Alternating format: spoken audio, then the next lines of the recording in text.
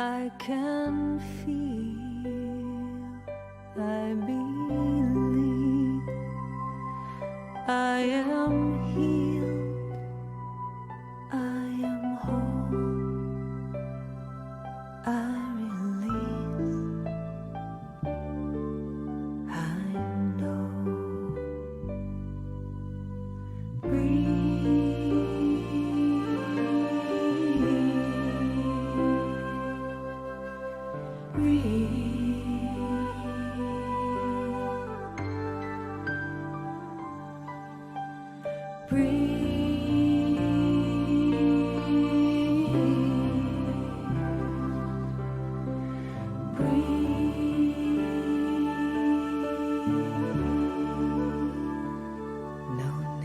To push, no need to try, no need to worry or question why. Surrender, let go, release, and know.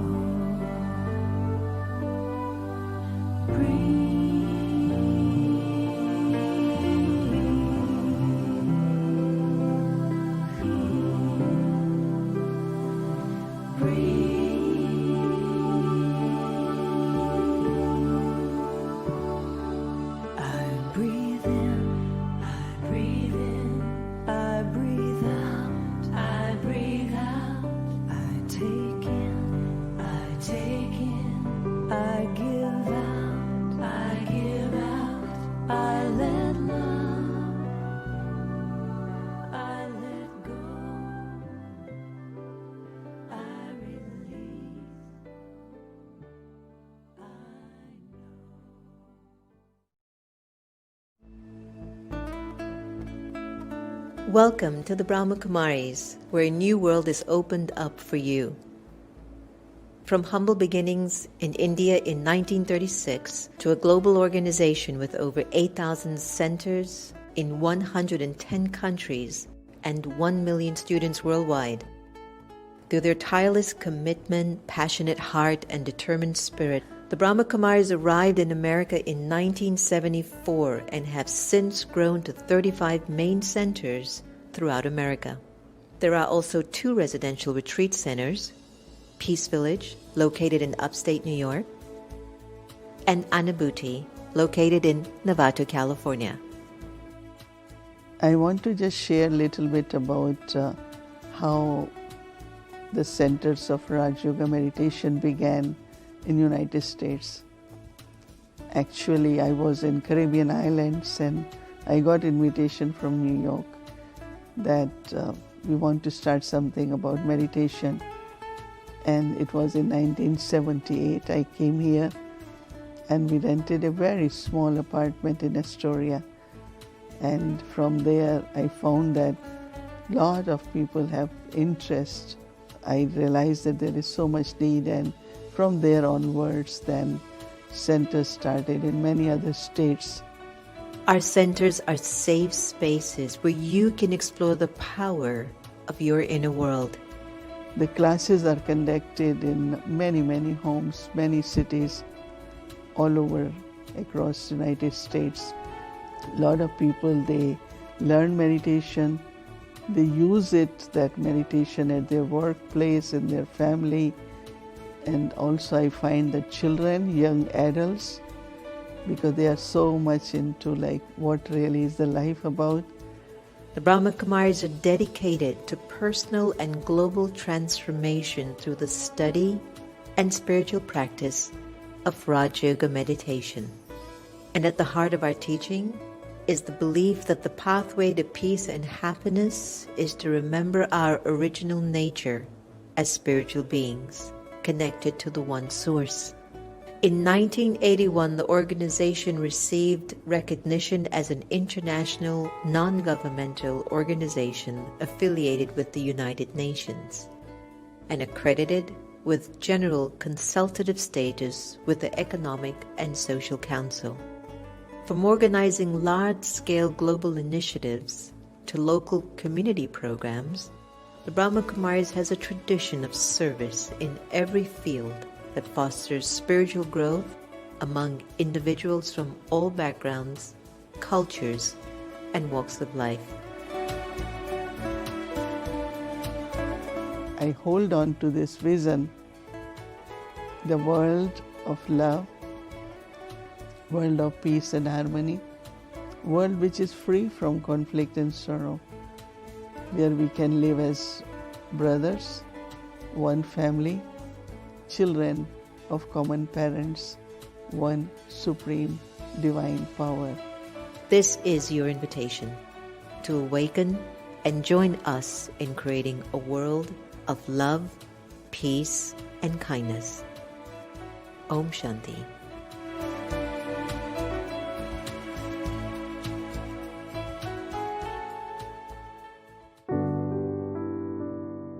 Om Shanti.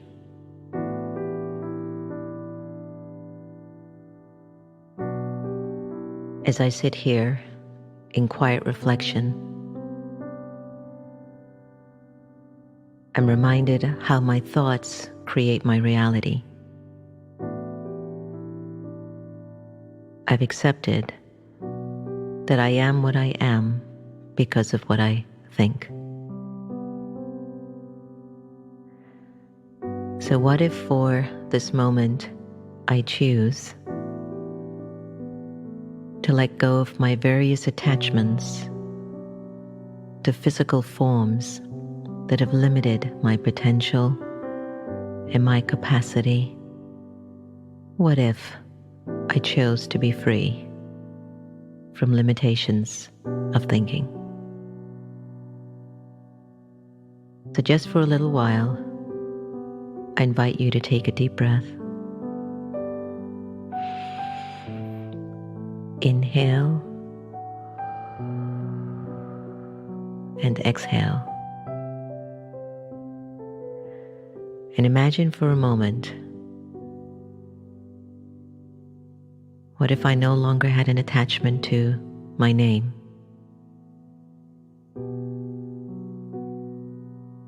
How would that feel?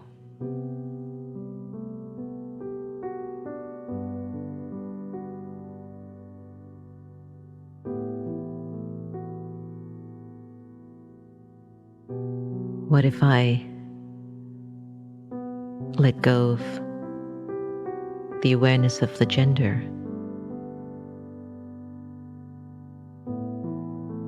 What if I let go of the roles that I play, the titles that I own?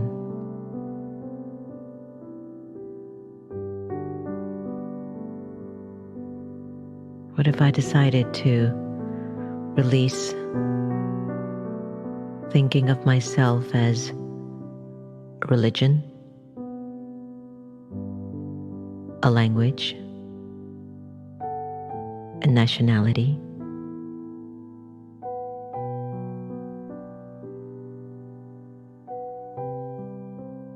What if I choose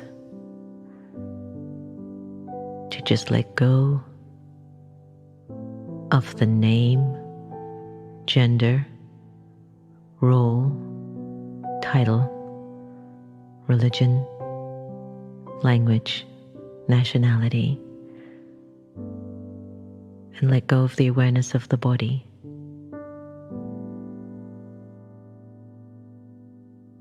How would I feel?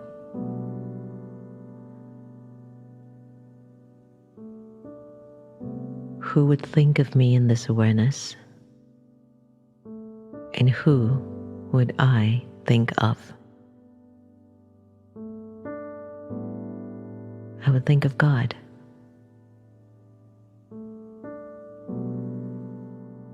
And God's remembrance would fall on me. And I, the living soul, would be completely free.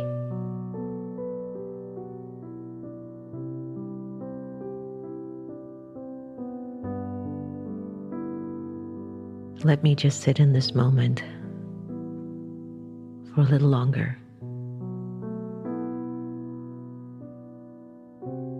and just be free.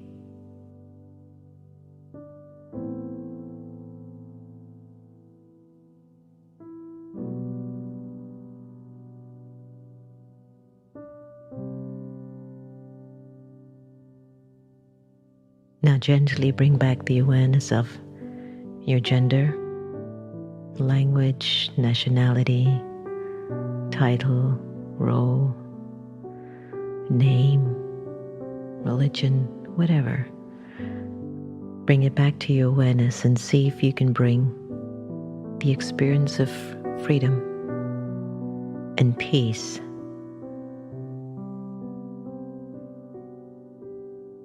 as you go out into the world and play your various parts.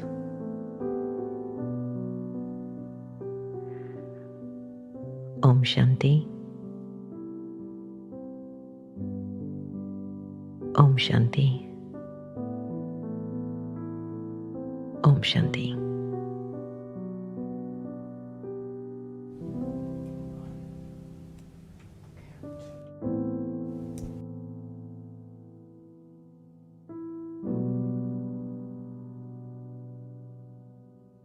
Om Shanti. Welcome everybody to the next normal. What a wonderful meditation. My favorite. That one and letting go. And in about another week's time, we're going to have a new release of a new meditation fusion album composed and produced by Grammy winner Ricky Cage, and Sister Jenna is doing some of the voiceovers. I'll give you a little bit of a sneak preview, but I'll save that for later. We've been listening to it in the mornings, and Ricky is such a talent. I have to say that the sound and the music and the way he's put the sound to the meditations, it's just a talent. I guess that's why he's a Grammy winner. So I'm a little bit looking forward to that. So how have you been doing? How was your day? What did you do today to our tribe?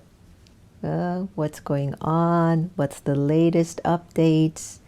Tell me what's happening in your world. Let us connect. It's the next normal, to have a little bit more of a deeper connection with one another, to be able to hear each other's hearts and to be able to connect to the purity of each other's hearts. And even if we're under an influence that isn't so positive, we can bypass all of that, and tap into, well, what's the gift? What's the special quality in you? Who are you, And that's the way of love, is to be able to see past the defects, to see past the limitations. And I wish that I had 100% love in me. I am aiming to acquire that. I'm aiming to become a person with such a deep reservoir of love that love, wherever it goes, it does wonders. There are two energies operating in the soul. One is on the surface, but then the other is deep beneath. So the deep beneath portion of the soul is where your sanskars are. That's the sum total of all of your many lives and what you have felt and what you have kept.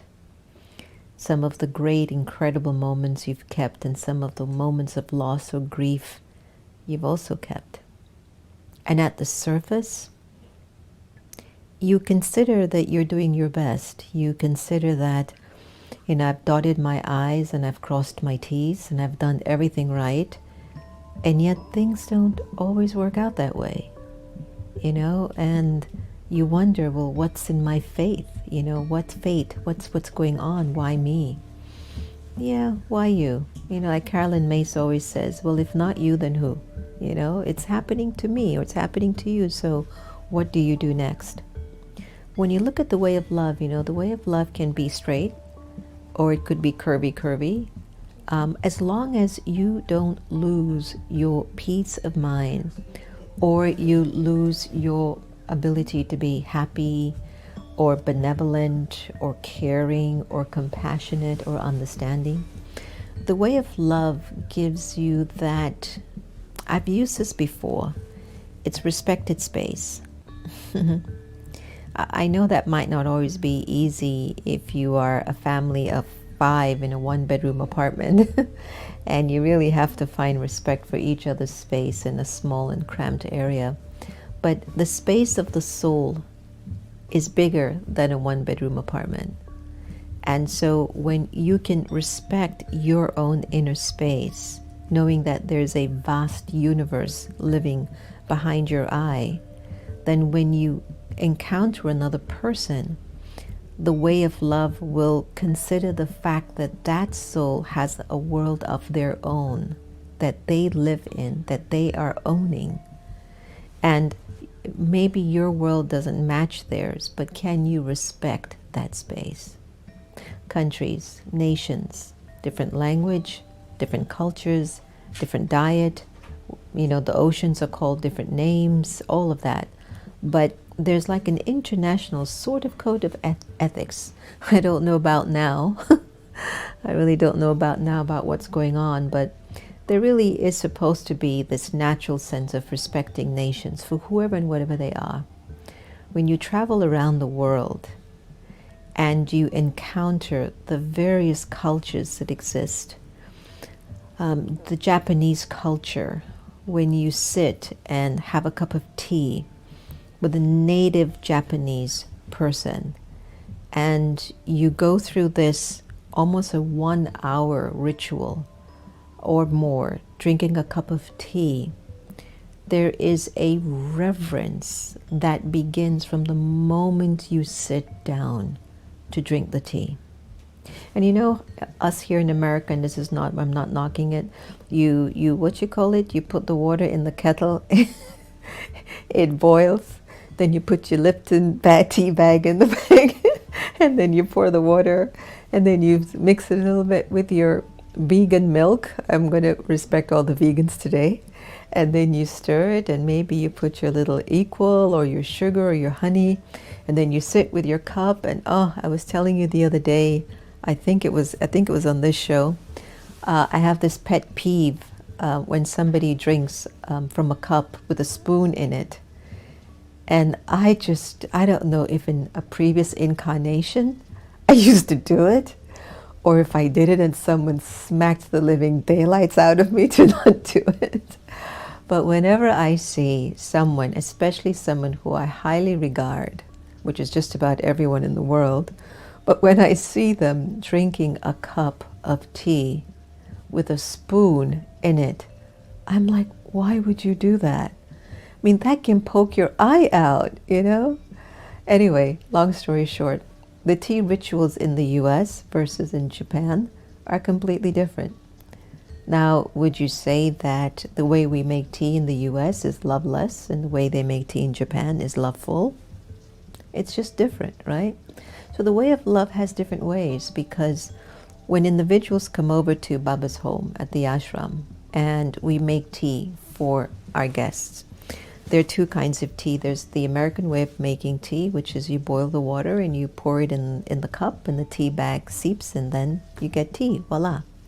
Then there's another type of tea that you use the tea leaves in a pot that's boiling, that's cooked, then you add your cream and then that boils up and gets frothy, and then you put your sugars or your cardamom in there, maybe a little bit of masala, whatever it is.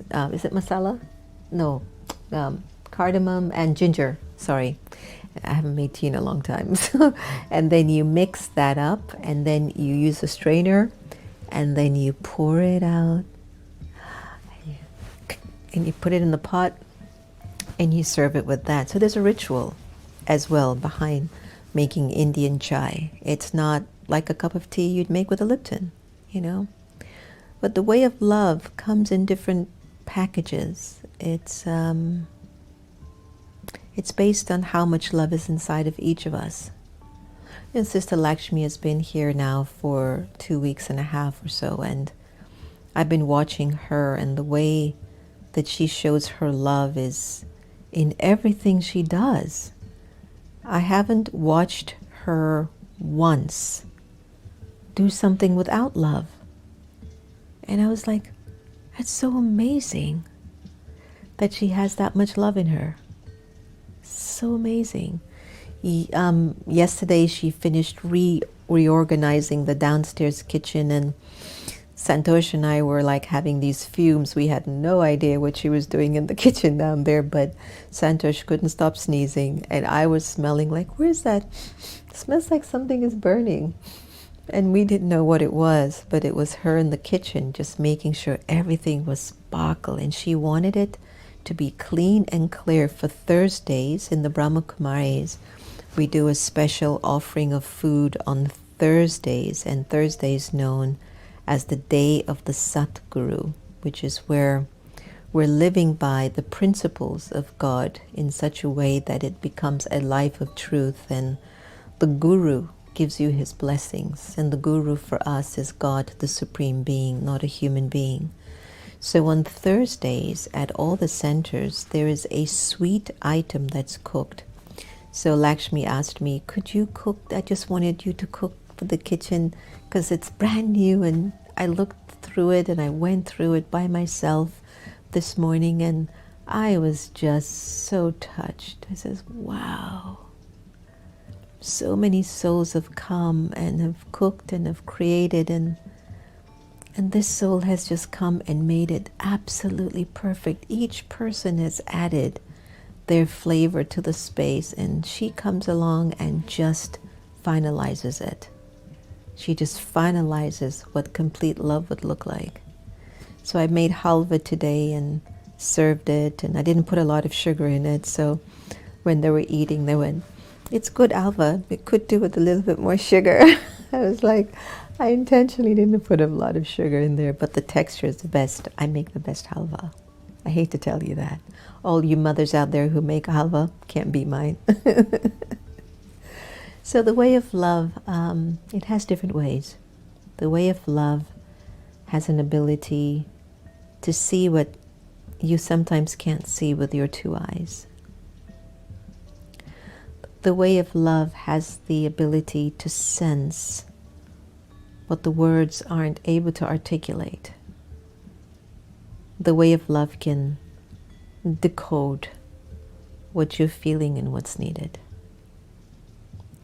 The way of love will consistently look or think or conspire ways to uplift, encourage,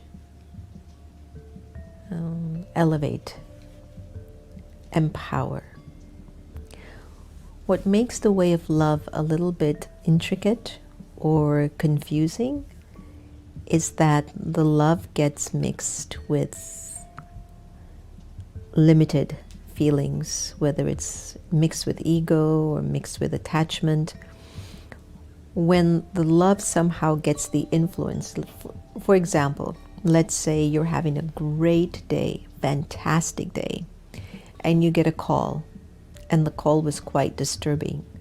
That one call, it's as if it could ruin your whole day. How many of you have gotten those calls? Or you got that text message and it just ruined your whole day? Or you got that email from that one person that just riles you up, and they always know what not to say, and they say it to you because they know it's going to rile you up. And you find that your whole day was like paradise for you. But why did that one event, one scene, one situation, why did that just dump everything and just took everything away from you? How come the soul just didn't say instead, it's okay, they're like that, and just continue with your day of heaven? Sometimes we just let it go and we focus on that one thing.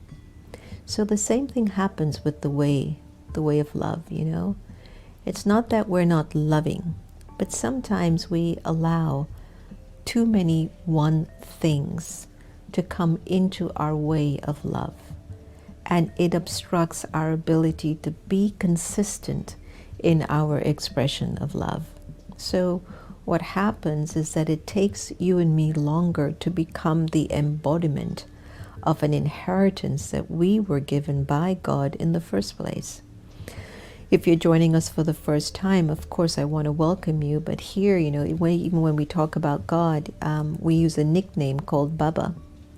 So, when we think about the fact that 7.8 billion of us, and I don't know what the exact numbers are in terms of our global population, but I want you to imagine that 7.8 billion of us, we were sent down at different times, and we were sent down from above. And we were sent with the gift of love, full love, embodiment of love. And the only thing we knew was the way of love. It was the only thing we knew.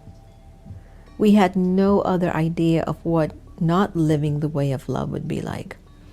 But what happened, it's like this entropy of nature, this entropy of the law of nature starts to change. And just like how we can't stop fall from coming, because it's going to come. It might come for a short time. It might come for a long time, but it comes. Or we can't stop winter from coming. And when you're living in a part of the world where you get the 4 seasons, they naturally change. Sometimes we have, a season longer than we wanted to. Nobody likes a long winter, and nobody likes a very, very long summer. But we love spring, and we love the fall. So in a similar way, there's a nature that happens naturally with energy. So imagine God sends us down, and we are living naturally the way of love, and that's all we know.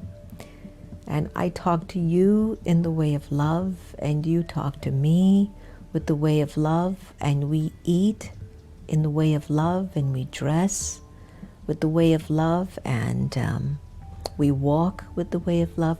We even go to bed in the way of love with just absolute respect, absolute self-respect and honor and integrity and value. It's just what we know. But over time, the energy starts to change a little. And what starts to happen is that little attachment or those little vices starts to come in, and they obstruct our way of love. And if, like I said before, you're having a great day and that text comes in, or that email comes, or that phone call comes, it just makes you forget that you were having a great day. So similarly, as we're traveling as souls in our bodies, on our journey, just moving along, very peacefully, something happens. It will happen through a relationship, money, our health, or maybe we just start to stop thinking positive all the time. And then all of a sudden, it feels like an outside influence, but it's actually internal. Because the moment I feel whatever is happening on the outside, and I interpret it in a loveless way, then that I own that. The moment you begin to own a loveless experience, then it's in you, it's yours. You can't blame that outside experience for you choosing to own that loveless moment. There have been people in the world who have been very, very kind to you, and you were not kind to them. There have been people in the world who have been very unkind to you, but you never stopped being kind to them. You see how imbalanced, you see how things are? Everything is based on the way you choose to feel. Your way of love, your path of love, has to always have this kind of a deep knowing and fragrance and honor, value, respect, understanding, patience, humility, generosity, humor, royalty, wisdom, truthfulness. All of those things are love. when you share them in your relationships, you're loving. When you share them in your relationships, you're on your path of love. You're on your way of love. And that's what the universe is asking from me and you.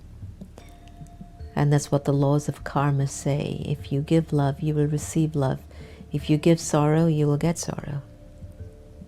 So, what's your choice? It's the way of love. Let's take a moment and ponder on these thoughts in meditation and think about it. How loving have you become? You know, I mean, how much of you have you given? And not just to the people who like you, not just to the people in your vortex, but even to strangers. And I was thinking about when the museums were opened and so many people would come in, and I told you the story of a man just to show you how unconditional Santosha's vision is on people. There was a homeless man that came into the museum, and Santosh is pretty much innocent in many ways, in certain things. Not innocent when it comes on to computers and technology, but innocent in certain other ways.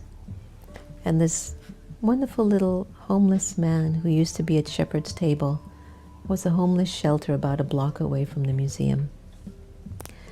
And he came up, and I don't know, he just took a liking to Santosh, I believe. And he would bump into Santosh once or twice. And one day he came up into the museum on the steps and gave him a bag. It was a bag of wine. And Santosh just so sweetly, because the way of love for him is that I don't want to give sorrow, because if I reject it, he's going to be hurt. You know, he's giving me this with love. And of course, when Santosh gave me the bag of wine, I go, "What are you doing with that wine?" And he just looks at me, "What is that? What is wine?" I go, "Look, I am not taking that bag of wine. You take that right back to who gave you that?" "I can't give it to that man. He gave it with so much love." "Well, you're going to have to find something to do with that wine, because I'm not taking it." I think, what did you end up doing with that bottle of wine? I looked for the guy. He looked for, so did you drink it? He couldn't find it. I think he just left it somewhere, you know. So, you know, the way of love can be that sometimes you end up doing things you don't really want to do because you don't know how. But if your way of love is not to give sorrow, nor to take it, that's a good way. If you feel that you're giving love, but in your giving, you are taking sorrow, love that is mixed, something else is there. You got that text, and it's kind of ruined the definition of love for you, and it's not fully there. So we're on a journey of trying to iron out all of these things, and that's what Raj Yoga meditation is all about. You have to really look deep and iron out what those feelings inside of you are trying to tell you you are. And figure them out now, not later, but you figure them out now. Why do I not feel comfortable with these people? Or why do I love this person more than I love the other one? Or why am I more comfortable with African Americans or Caucasian Americans? Why, whenever I look for friends, I look for friends that are just Chinese, you know? You have to check yourself deeply that are you so focused on only loving or resonating with what looks familiar? With what looks familiar, what you're only comfortable with. And I'm not saying to go and find a whole bunch of odd things and odd people to prove that you're loving. Your vibration that's tucked inside of your sanskaras, your deepest part of you, will attract whatever you are. That's why no matter how much you and I try to control the outside situation, It doesn't work. Doesn't matter how much you cross your I's and dot your T's. It doesn't always fall into place, because there is another energy deep, deep, deep within the soul, which is at your subconscious level, or your sanskaras, that's actually attracting the situations in your life. And even though you're intellectually making the right decision, let's say you are going to make up in a relationship of somebody who you feel that they've been wrong with you, or they've not been very good with you, and you decide to be the bigger person. And you go to them to apologize and to say sorry and to make amends. And the person looks at you like, I am not taking your apology. And they leave you out there hanging, You have to really reach a place in yourself and say, I am going to forgive this person. I am going to let this go. This is who I am. If they're not ready, that's fine. But my conscience is clear that I really mean it. I wish you well, and I'm letting this go. That's the way of love. Because sometimes you'll do it, and the person will say, I'm not ready to forgive you. And you start to criticize and complain about the person. Your way of love had a mixture. There was a different motive in it. There's a little bit of attachment, a little bit of ego, some expectation, something. Or she wouldn't be bothered. So the way of love requires a lot of attention and remembrance, because God sent me down, right? The Supreme Soul sent me down filled with love. So I should be living a life that's filled with love. And we look at the world right now and we wonder, where has the love gone? And I think the reason why we're seeing it is that we aren't remembering God enough. Because the more we remember God, the more that deeper part of our personality, the sanskars, the subconscious, gets filled with the energy of God's love. I was talking about Sister Gita today, and I was saying with Sister Gita, if you go to the core of her, you will only find Baba there. And I was saying, how many people can you say you go to their core and you would just find Baba there? Just God, just God's love.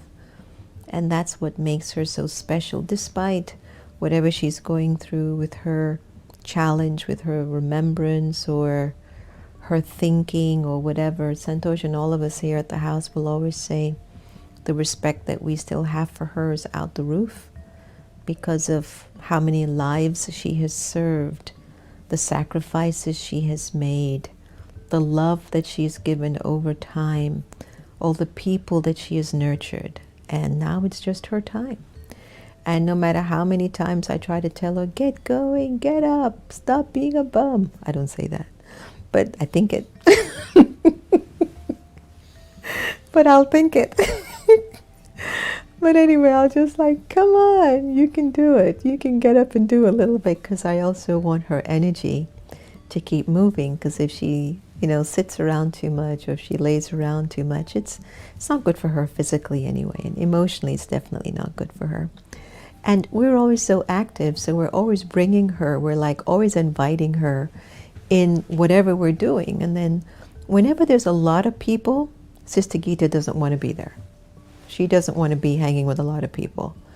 Whenever we're busy and we have to be engaged in something, then she wants to come. And then she wants to make sure that she's seen and heard. And I was saying, what is that? I mean, the whole family and everyone's together, and we're inviting Sister Gita. Oh, come, let's do this. Let's go here. I'm just going to go to my room. And then when I'm on a meeting, on a Zoom call, we're in a business call, we're having a business function, that's when she wants to come. So we just say, she's so cute, because she has her own little way of doing things. And the way of love for us, acceptance. You just have to accept what is. And intellectually and personally, you feel like you can't change it, but you know that the vibrations have to reach a particular decibel, so to speak, that the vibrations in the deepest part of your soul, at the core of your soul, that's what's doing the work. So if you can develop your way of love from your core, everything will work out. Everything will fall into place. Every single thing. So let's take a deep breath and go into our meditation time with Sister Genty, and we'll see you back in a short while.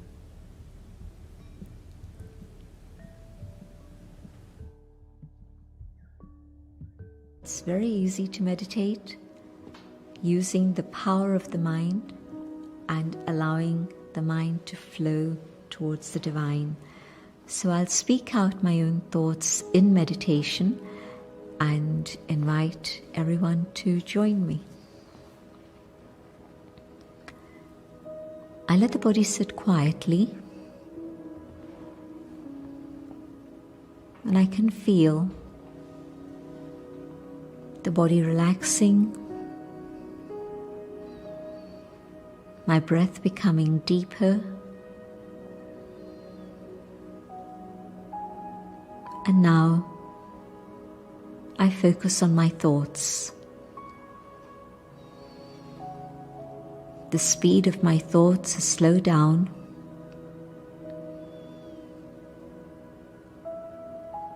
and I focus on the inner being that I am. I am a being of light, shining in the center of the forehead. This body is separate. I, the inner being, am separate. I existed before the body took shape, and I will continue to exist even after the body finishes.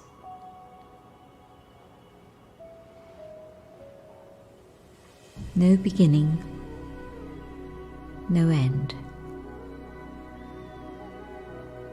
I, the eternal spirit, and in this awareness of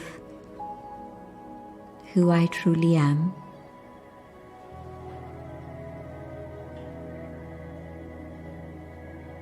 my thoughts focus on the divine, a being of light, the Supreme.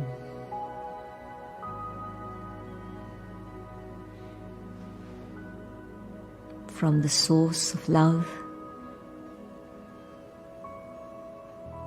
the waves of love reach out,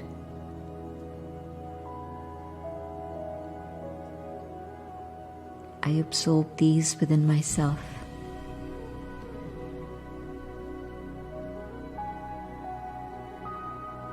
And the waves of love reach out further and further afield, and the power of love surrounds the world.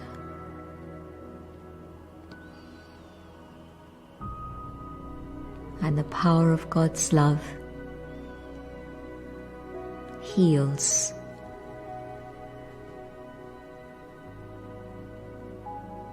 Souls have been carrying a burden of sorrow for a long time.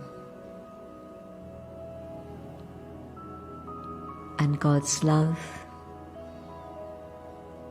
removes the burden and heals the pain.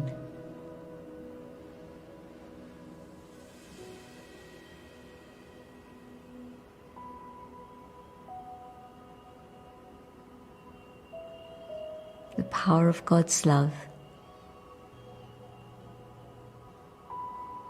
melts the heart, so that the heart can forgive and let go.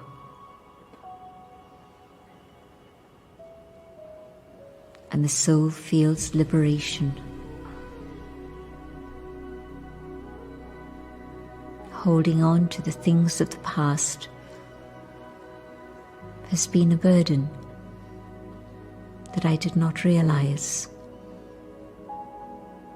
And the power of God's love allows me to remove that burden and be able to forgive and become free.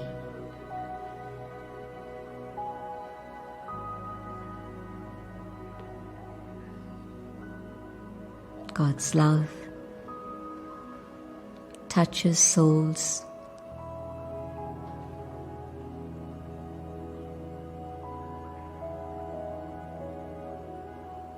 and they continue on their journey, feeling the power of God's company.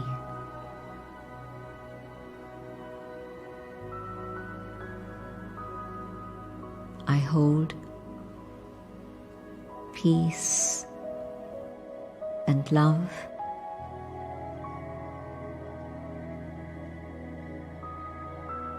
and my thoughts return to the physical dimension. But I carry this experience with me, and this experience impacts my thinking, my speaking, and my doing.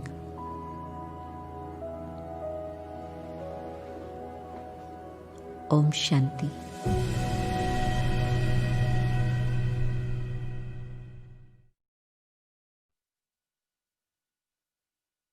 Enough for you? Did that touch a pretty solid place inside? Would love to hear your comments and sharings if you have any. I was feeling how much more we need to go into meditation and deepen that place, to reconnect to that part deep within, because it fascinates me that everything that's revolving around us is coming from the deep sanskaras. It's coming from the subconscious, the deep-rooted sanskaras, and that has such an energy.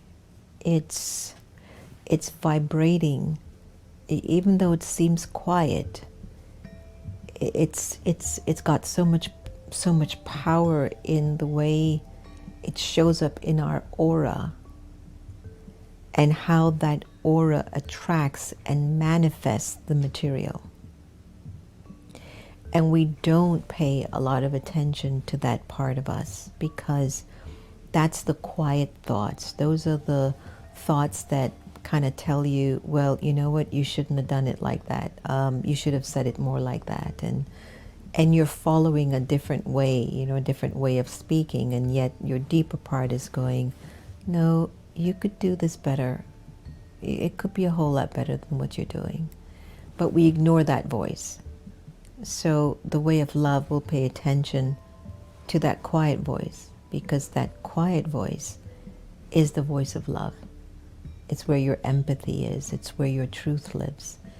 It's where your purity lives. It's where your joy is. So let's have a moment of love together. Let's do a little experiment. I'd like you to choose whomever you have here in the comments list. I'll give you a minute or two. Just choose one person in the comments list, maybe the one next to you, like the next in line of your comment. And I'd like you to write a blessing of love to that person in the comments section right now.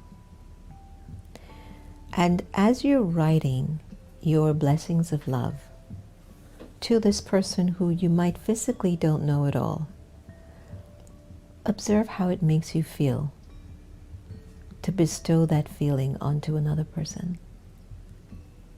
And just hold that for a little bit. You don't have to know them. They didn't have to do anything for you. You know? When I see these simple ways in how we can get along with each other, and we can choose to live the way of love, I don't know why we don't. And when you observe the way it makes you feel and strengthens you, you feel so strong on the inside. You feel like there's nothing you can't do because you're filled with that power. You go, but that's the way of love. You know, it'll fill you up. It'll push you forward. It will bring you more light. It will attract good to you. So imagine you sent your love blessings to someone and someone sends it back. How is it making you feel? How are you feeling now? And you know that whenever we're not doing this to each other, whether it's up here or through here or through here, it's like we're getting drier and drier and more sensitive and more brittle. So the way of love it's a very simple thing.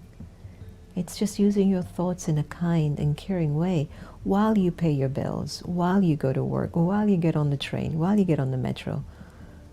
Again, you take out algae out of everyone's personality and you find a good person. That's it. Take out anger, lust, greed, attachment, and ego out of people's nature. You're going to find a really good person. And what Baba's doing with meditation and with yoga is that Baba says, all I'm asking you to do is to remember me.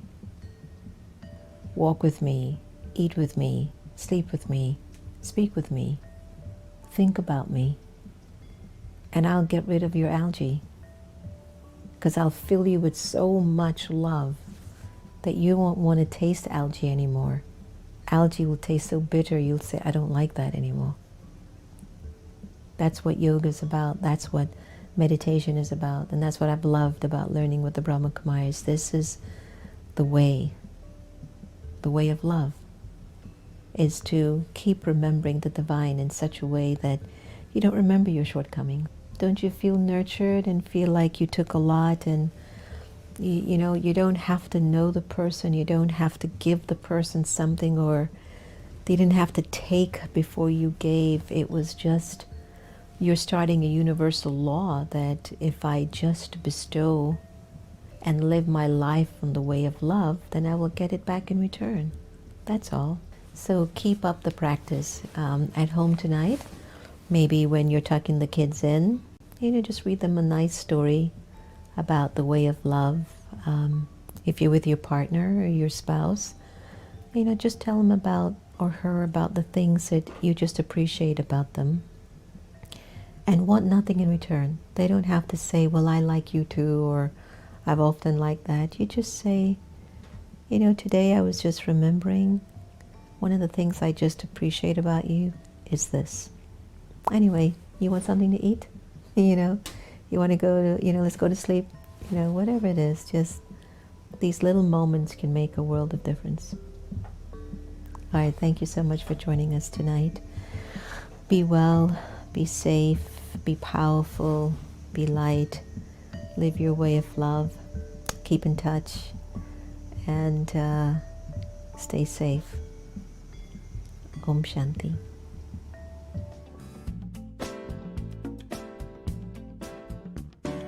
Thank you for this day, Spirit, thank you for this day. Thank you for this day, Spirit, thank you for this day. This healing, this healing, this healing day. This healing, this healing, this healing day. Thank you for this day, Spirit, thank you for this day. Thank you for this day, Spirit, thank you for this day. This healing, this healing, this healing day. This healing, this healing, this healing day. Thank you for this day, Spirit, thank you for this day. Thank you for this day, Spirit, thank you for this day. This healing, this healing, this healing day. This healing.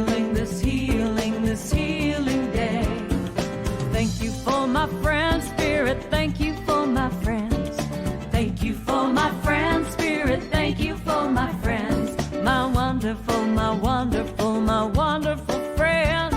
My wonderful, my wonderful, my wonderful